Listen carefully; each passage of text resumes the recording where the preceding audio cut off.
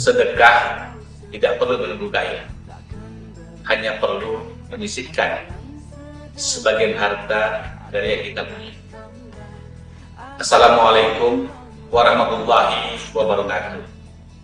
Saya Dr. Sarif Kamarudzaman MSI, Ketua Umum Yayasan Mujahidin Kalimantan Barat, mengajak para jamaah kita semua untuk ikut dalam wakaf sajadah Masjid Raya Mujahidin Pontianak, Kalimantan Barat. Marilah kita berwakaf untuk diri kita maupun keluarga yang telah tiada. Assalamualaikum warahmatullahi wabarakatuh.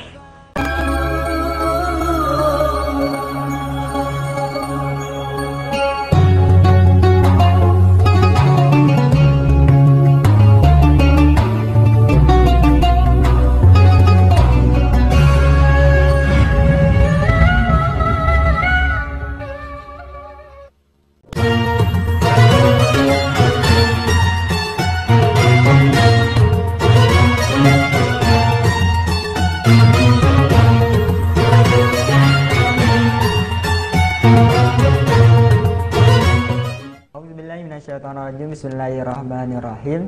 Alhamdulillahirabbil alamin. Assalatu wassalamu ala asrafil anbiya'i wal mursalin Sayyidina Muhammad wa ala alihi wa ashabihi ajma'in. Amma ba'du. Sebuah hikmah yang bisa kita ambil, segala sesuatu yang terjadi dalam hidup dan pasti memiliki kebaikan dari Allah Subhanahu wa taala di dalamnya. Assalamualaikum warahmatullahi wabarakatuh. Ikhwafillah rahimakumullah, pemirsa M2 TV dan juga pendengar setia 105.8 Mujahidin FM. Apa kabarnya ikhwafillah di sore hari ini? Semoga ikhwafillah di sore hari ini dalam keadaan baik-baik saja ya. Yang mungkin lagi dalam kondisi kurang sehat, semoga Allah sehatkan sehingga bisa beraktivitas seperti sedia kala. Amin amin ya rabbal alamin. Alhamdulillah, senang sekali di sore hari ini saya Hisham dapat menemani ruang dengar ikhwafillah dan juga pemirsa M2 TV dimanapun Anda berada di program Ustadz On Air di edisi kali ini di hari Senin, tepat di tanggal 15 Mei 2023. Dan alhamdulillah di sore hari ini saya bersama Ustadz Nasrullah LC dan alhamdulillah beliau sudah hadir di studio M2 TV yang insya Allah bakalan memberikan ilmunya kepada kita semua. Assalamualaikum Ustadz. Waalaikumsalam warahmatullahi wabarakatuh. Gimana nih Ustadz kabarnya nih Ustadz? Alhamdulillah baik insya Allah. Alhamdulillah. Karena masih di nuansa bulan lebaran ya Ustadz, Syawal lah. Mohon maaf lahir batin ya Ustadz. Nah Ustadz, di sore hari ini kita bakalan membahas terkait apa nih Ustadz? Insya Allah pada kesempatan ini kita akan membahas yaitu waspadai penghancur amal kebaikan insya Allah. Insya Allah. Jadi kita bakalan membahas terkait dengan mewaspadai penghancur dari amal kebaikan ya Kofia. Dan setelah kemarin kita sudah melaksanakan ya puasa Ramadan yang 1000 bulan ya, di situ kita bisa beramal. Nah kali ini nih kita bakal membahas terkait dengan mewaspadai penghancur dari amal kebaikan. Nah buat ikhwafillah yang mau bergabung di sore hari ini bisa langsung melalui pesan singkat di 056181200403 dan juga bisa di Instagram kita di MJFM dan juga media dakwah Anda. Kita akan kembali kafilah, jadi jangan pindah channel, tetap di M2 TV dan juga 105.8 Mujahidin FM, media dakwah Anda.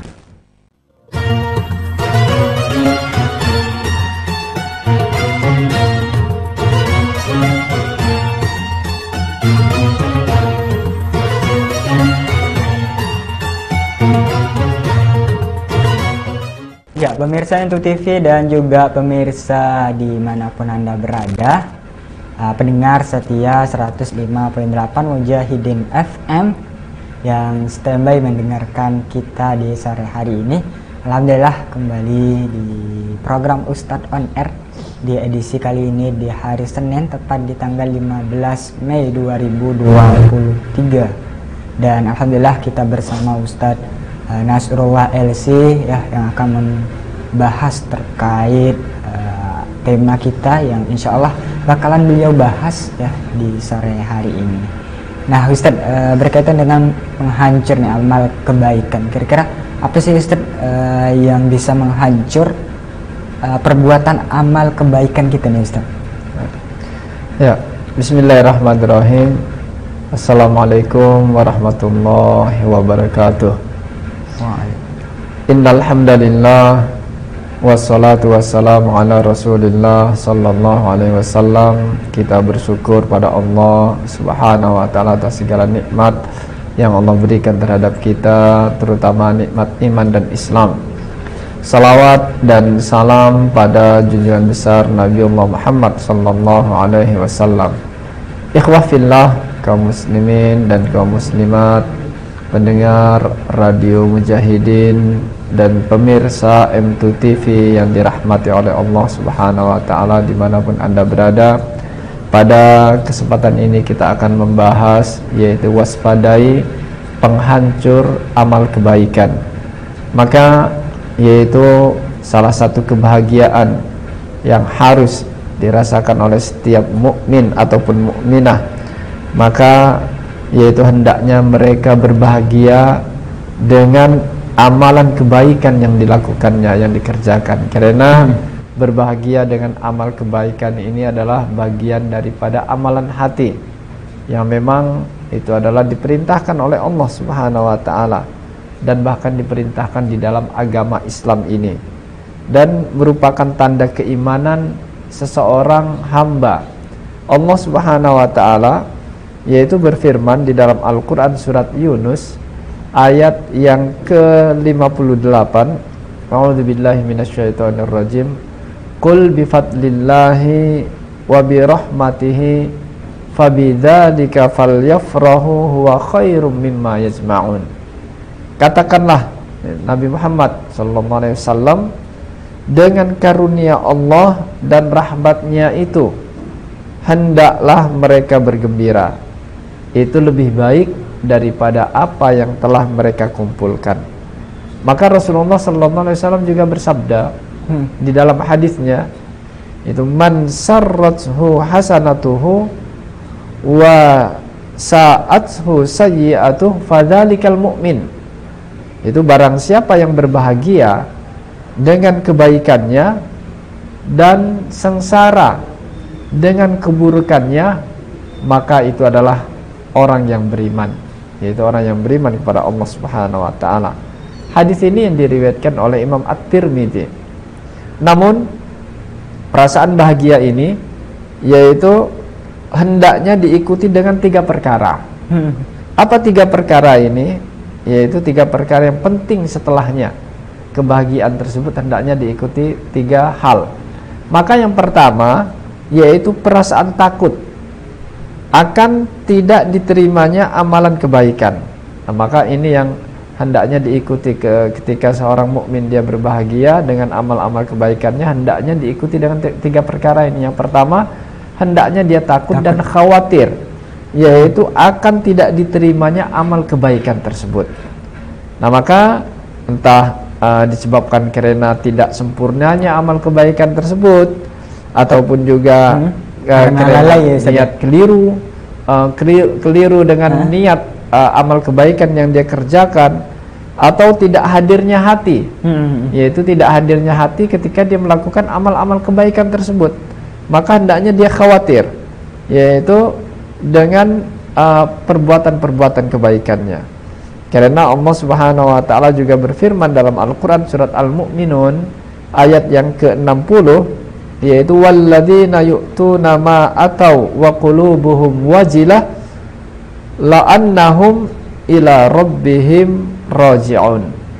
yaitu dan orang-orang yang melakukan kebaikan yang telah mereka kerjakan dengan hati penuh rasa takut, yaitu karena mereka tahu bahwa sesungguhnya mereka akan kembali kepada Tuhannya.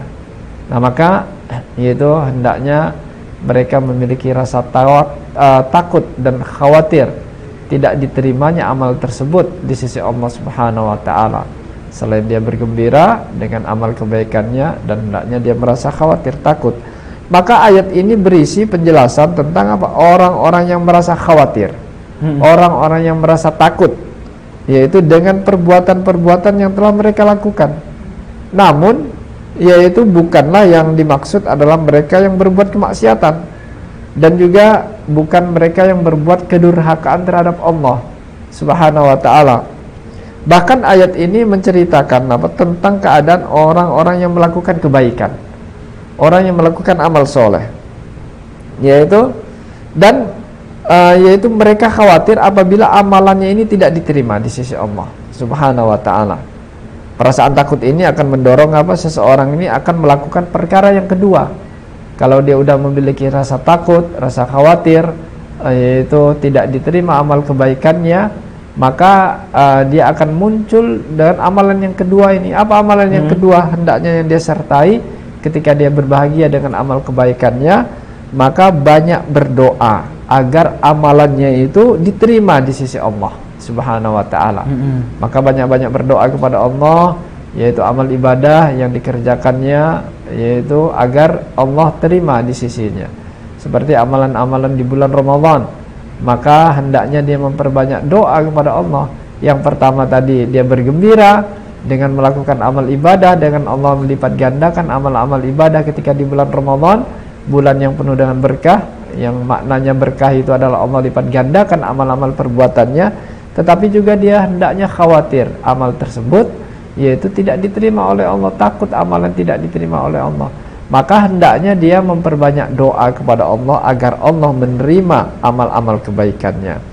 Nah, maka ini yang disebutkan, yaitu serta memohon kepada Allah yaitu agar seluruh kekeliruannya yang ada itu di dalamnya itu dimaafkan oleh Allah, diampuni oleh Allah Subhanahu wa taala. Hal ini juga sebagaimana yang dicontohkan oleh Nabiullah Ibrahim alaihissalam dan juga Nabi Ismail alaihissalam putranya. Tatkala yaitu mereka membangun dan juga mendirikan Ka'bah yang disebutkan oleh Allah Subhanahu wa taala, yaitu dalam Al-Qur'an surat Al-Baqarah ayat 127 dan ayat 128. Allah sebutkan, wa idh yarfa'u Ibrahim al-qawa'ida minal bait wa Ismail Rabbana taqabbal minna innaka antas sami'ul alim. Rabbana waj'alna muslimaini lak wa min dzurriyyatina ummatan muslimatan lak wa arina manasikana wa tub alaina innaka antat tawwabur rahim. Maka ini yang diucapkan oleh Nabiullah Ibrahim alaihissalam beserta putranya, yang mereka selalu berdoa kepada Allah Subhanahu wa taala agar amal-amal ibadah mereka diterima oleh Allah Subhanahu wa taala. Artinya apa? Yaitu ingatlah ketika Ibrahim meninggikan pondasi Baitullah bersama Ismail, seraya dia berdoa, wahai Tuhan kami, terimalah amal, yaitu amal dari kami. Sesungguhnya Engkaulah yang maha mendengar lagi maha mengetahui. Wahai Tuhan kami, yaitu jadikanlah kami berdua orang yang berserah diri kepadamu. Jadikanlah dari keturunan kami umat yang berserah diri kepadamu. Tunjukkanlah kepada kami cara-cara melakukan manasik, yaitu rangkaian ibadah haji, dan terimalah taubat kami. Sesungguhnya Engkau yang maha penerima taubat lagi maha penyayang. Nah, maka ini contoh yang dilakukan oleh Nabiullah Ibrahim alaihissalam beserta putranya Ismail alaihissalam, selalu memohon dan berdoa kepada Allah Subhanahu wa taala agar amal-amal kebaikannya diterima di sisi Allah Subhanahu wa taala. Kemudian yang ketiga, selain dia bergembira yaitu dengan amal-amal kebaikannya, maka hendaknya ya disertai dengan yaitu yang ketiga ini berupaya menjaga amal kebaikannya. Jadi berusaha dia menjaga amal kebaikannya agar dia tidak terhapus di sisi Allah. Jadi dia jaga amal-amal kebaikannya agar tidak terhapus, agar tidak hilang, yaitu begitu saja. Yang dia letih-letih, capek-capek melakukan amal ibadah, tetapi malah hilang begitu saja. Maka ini adalah yaitu dia akan mendapatkan kerugian yang begitu besar. Maka kalau kita lihat, syaitan itu senantiasa berupaya menggelincirkan umat manusia, yaitu dari jalan Allah dengan berbagai bentuk cara dan usaha. Ini yang dilakukan oleh syaitan. Bagaimana syaitan itu berusaha, yaitu menjerumuskan manusia ke dalam perkara-perkara dosa, dan juga agar amal-amalannya tidak diterima, agar amalan-amalnya terhapus, amal-amal perbuatannya. Nah, maka kalau kita lihat, terkadang dia menggoda manusia itu untuk melakukan kemaksiatan atau meninggalkan ketaatan. Ini yang dilakukan oleh syaitan, yaitu bagaimana manusia ini adalah terjerumus terhadap kemaksiatannya, dan juga agar tidak melakukan ketaatan. Kalau itu gagal, maka dia akan menggodanya untuk mengerjakan kebaikan yang tidak diutamakan, tidak diutamakan, dan meninggalkan amalan yang lebih utama. Kalau syaitan itu tidak berhasil untuk menggoda manusia untuk berbuat kemaksiatan dan tidak berhasil untuk menggoda manusia untuk melakukan amal kebaikannya, maka dia akan menggoda, menjerumuskan manusia itu untuk melakukan amalan-amalan yang tidak begitu utama, sehingga dia melakukan amalan yang pahalanya kecil, tapi malah meninggalkan amalan yang sebenarnya bisa dia melakukan untuk mendapatkan pahala yang lebih besar. Tetapi namun jika syaitan itu kembali gagal untuk menggoda manusia seperti itu, maka dia akan membiarkan manusia mengerjakan kebaikan dan menunggunya di penghujung jalan dengan beragam perangkap yang dapat menghapus kebaikannya, yaitu yang telah dikerjakan, dan juga melenyapkan pahalanya di sisi Allah. Nah, kalau dia gagal tadi yang kedua, dia biarkan manusia itu melakukan amal-amal soleh, amal-amal kebaikan, tapi ditunggu di penghujung jalan. Bagaimana setelah dia melakukan amal-amal ibadah ini, yaitu manusia tersebut digoda agar amalan-amalnya terhapus begitu saja dan tidak diterima di sisi Allah Subhanahu wa taala. Bukankah Allah Subhanahu wa taala yaitu telah memperingatkan yaitu hal ini di dalam firman-Nya dalam Al-Quran surat Muhammad ayat 33, ya ayyuhalladzina amanu ati'ullah wa ati'ur rasul wa la tubtilu a'malakum. Yaitu apa kata Allah Subhanahu wa taala, wahai orang-orang yang beriman, taatilah Allah dan taatilah Rasulnya, dan janganlah kalian menghapus amal-amal kalian, janganlah kalian membatalkan, menghilangkan amal-amal kebaikan kalian. Dan ini yang disebutkan oleh Allah Subhanahu wa taala. Maka Syekh As-Sa'di yaitu menerangkan bahwa larangan membatalkan amalan, yaitu di dalam ayat ini mencakup apa? Membatalkan amalan setelah amalan itu dilaksanakan. Kemudian apa? Kemudian dia rusak baik dengan menyebut-nyebutnya, yaitu menyebut-nyebut amal kebaikannya, merasa bangga dan merasa sombong dengan amalannya tersebut. Atau amalan kebaikan itu menjadi batal karena apa? Disudahi dengan kemaksiatan. Disudahi dengan kemaksiatan yang dapat menghapus amalan-amalan kebaikannya. Termasuklah yaitu dalam ayat ini, apabila seseorang dia membatalkan amalan-amalannya dengan melakukan hal-hal yang yaitu dapat merusak ibadah tersebut pada waktu pelaksanaannya. Nah, ini yang disebutkan oleh yaitu Imam As-Sa'di di dalam tafsirnya, yaitu wala tubtilu a'malakum. Janganlah kalian merusak amal-amal kebaikannya. Entah dia menyebut-nyebut amal kebaikannya sehingga muncul ujub, rasa sombong, akhirnya hilanglah amal tersebut. Berarti kita harus gimana ini Ustaz?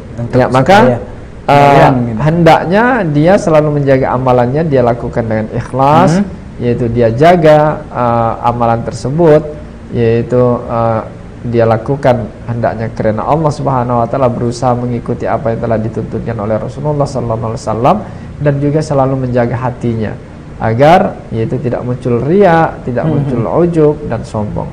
Begitu juga Imam Qatadah kalau kita melihat, yaitu yang menjelaskan tentang penafsiran ayat tadi, yaitu barang siapa yang mampu menjaga amalan kebaikan yang telah dia lakukan dengan menjauhi kemaksiatan, maka hendaknya dia melakukannya. Karena sebagaimana kebaikan dapat menghapus keburukan, maka demikian halnya keburukan juga dapat menghapus kebaikan.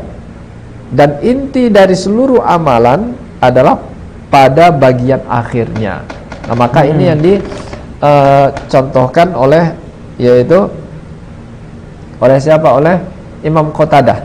Nah, maka oleh sebab itu seorang mukmin ini hendaknya senantiasa merasa mawas diri, dan juga hendaknya berhati-hati, yaitu berhati-hati agar amalannya itu, amalan-amalan kebaikan yang dikerjakan tidak terhapus begitu saja, tidak hilang begitu saja. Yaitu maka yaitu Allah Subhanahu wa taala menyebutkan, memperingatkan kepada kita seluruhnya dalam Al-Qur'an surat Al-Hujurat ayat yang kedua, yaitu antahbatu a'malukum wa antum la tash'urun. Yaitu hal itu dikhawatirkan apa, kata Allah, akan membuat pahala segala amalanmu itu terhapus, sedangkan kamu tidak menyadarinya. Wa antum la tash'urun. Nah, maka ini yang disebutkan. Maka begitu banyak, yaitu penghapus-penghapus amal kebaikan yang insya Allah akan kita bahas, yaitu setelah ini insya Allah. Iya, ikhwatilah rahimakumullah, pemirsa M2TV dan juga pendengar setia 105.8 terkait dengan tema kali ini ya. Semoga ikhwatilah dimanapun Anda berada bisa mengambil hikmahnya, dan insya Allah nanti kita bakalan lanjut kembali ikhwatilah. Jadi jangan pindah channel, tetap di 105.8 Mujahidin FM, media dakwah Anda.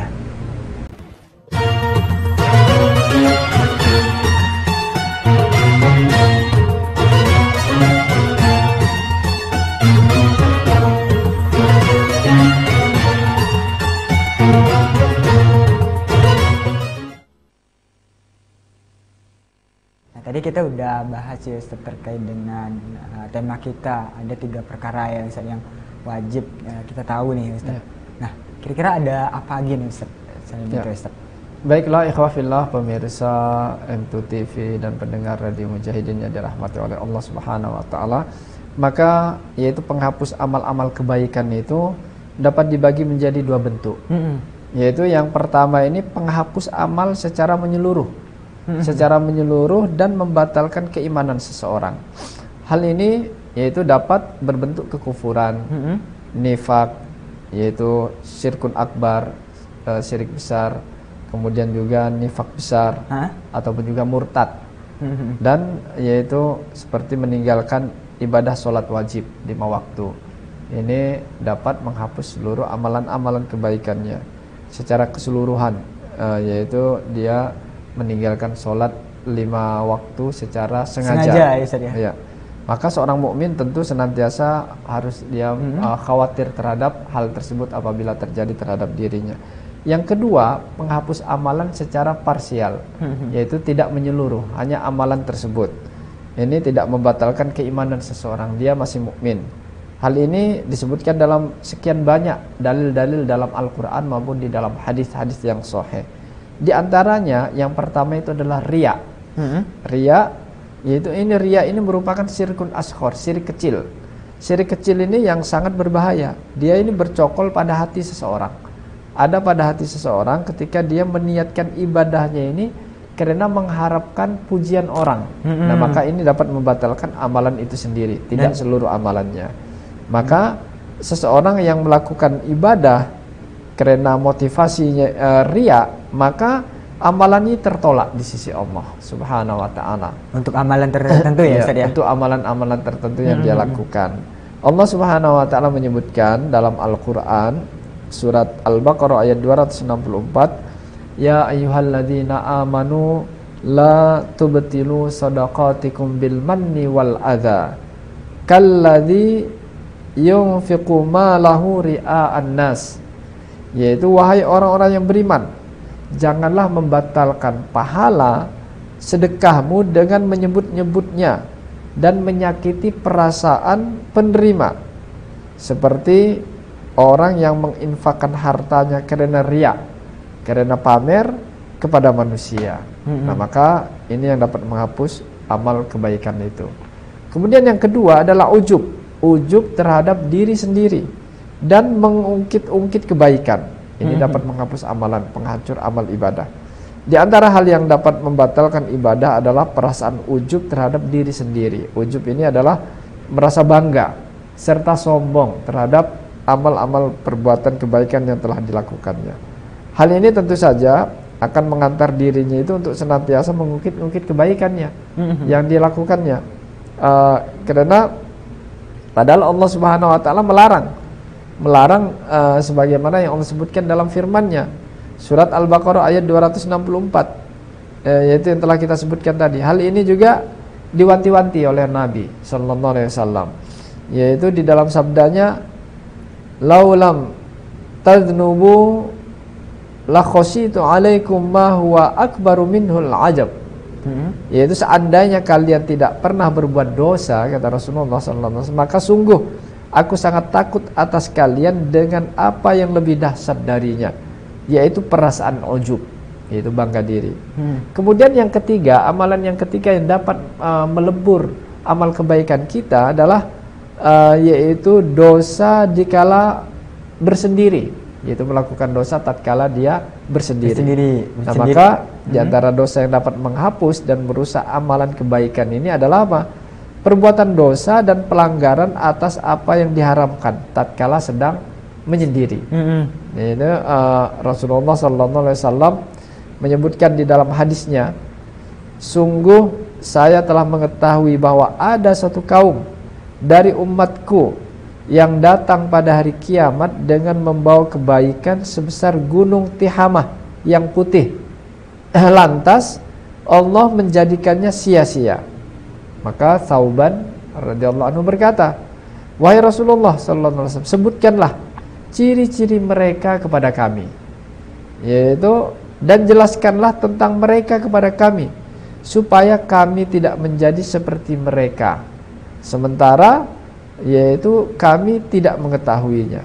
Maka beliau Nabi sallallahu alaihi wasallam pun bersabda, sesungguhnya mereka adalah saudara-saudara kalian, dan dari golongan kalian mereka sholat malam sebagaimana kalian mengerjakannya, tetapi mereka adalah kaum yang jika kembali kepada apa yang diharamkan Allah, maka mereka terus mengerjakannya.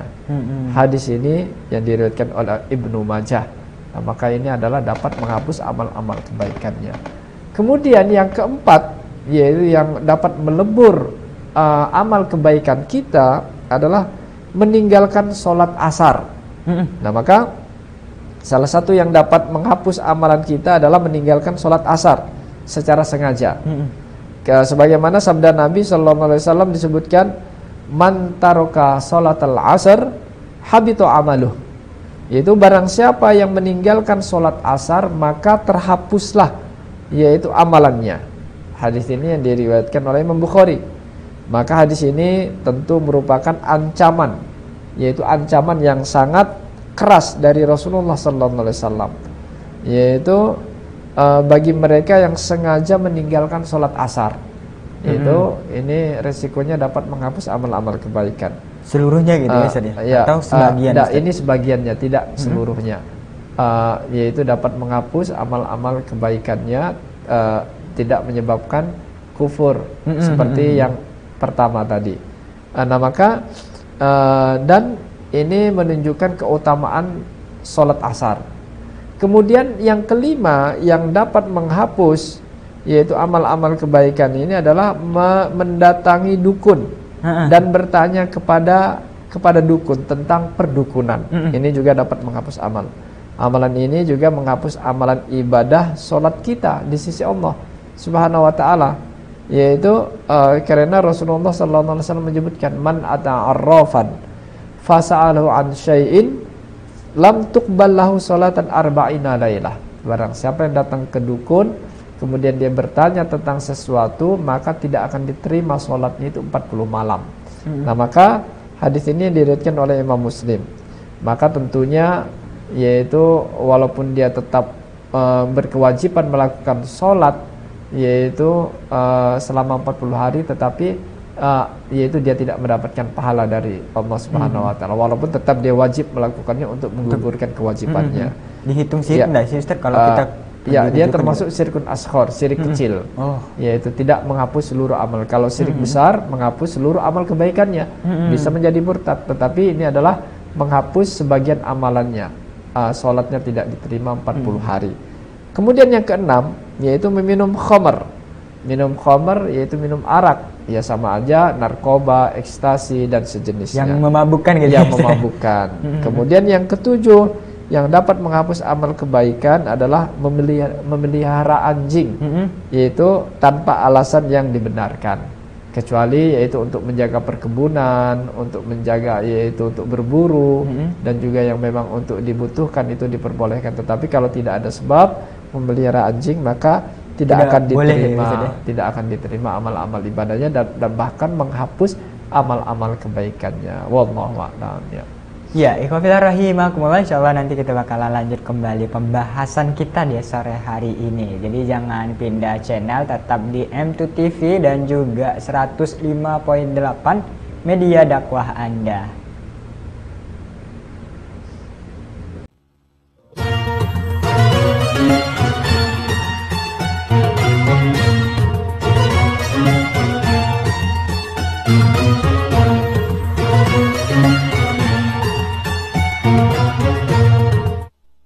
Pemirsa M2 TV dan juga pemirsa 105.8 Mujahidin FM dimanapun Anda berada. Alhamdulillah kita sudah di segmen terakhir terkait tema kita mewaspadai hal-hal yang bisa melebur ya kebaikan. Nah, mungkin langsung saja nih Ustaz, closing statement dari tema kita di sore hari ini ya Ustaz. Ya, baiklah. Ikhwafillah yang dirahmati oleh Allah Subhanahu wa taala. Sungguh beruntunglah orang-orang yang selalu dapat menjaga, yaitu menjaga amal-amal kebaikannya, dan juga yang selalu istiqomah, yang cerdas untuk beramal. Di antara orang yang cerdas untuk beramal, dia adalah yang selalu menjaga amal-amal kebaikannya agar tidak terhapus. Diibaratkan seseorang yang dia memetik buah dimasukkan ke dalam kantongnya, tetapi kantongnya bocor. Kemudian yaitu dia memasukkan buah-buahnya hingga terjatuhlah buah-buahnya dan tidak mendapatkan satu buah pun, hilang begitu saja. Semoga kita termasuk hamba-hamba Allah Subhanahu wa taala yang dijaga oleh Allah amal-amal kebaikan kita, dan juga mudah-mudahan kita tidak termasuk orang-orang yang merugi, yang terhapus amal-amal ibadah kita. Mudah-mudahan Allah Subhanahu wa taala limpahkan keistiqomahan untuk senantiasa melakukan amal-amal ibadah. Subhanakallahumma wa bihamdika asyhadu an la ilaha illa anta astaghfiruka wa atubu ilaik. Assalamualaikum warahmatullahi wabarakatuh. Waalaikumsalam warahmatullahi wabarakatuh. Syukran jazakallah khair Ustaz atas materi yang disampaikan oleh Ustaz di sore hari ini terkait semoga kita bisa mengamalkan ya dalam kehidupan sehari-hari dan bisa berproses lebih baik nih, perbuatan-perbuatan yang bisa menambah keimanan kita kepada Allah Subhanahu wa taala. Alhamdulillahirabbil alamin. Wafilah tidak terasa 1 jam saya dan juga Ustadz Nasrullah LC menemani ruang dengar Wafilah dan juga pemirsa M2 TV dimanapun Anda berada. Dan tiba saatnya kami pamit undur diri dari ruang dengar Ikhwafilah dan juga pemirsa M2 TV. Alhamdulillahirabbil alamin. Subhanakallahumma wa bihamdika asyhadu an la ilaha illa anta astaghfiruka wa atubu ilaik. Terima kasih. Wassalamualaikum warahmatullahi wabarakatuh. Waalaikumsalam.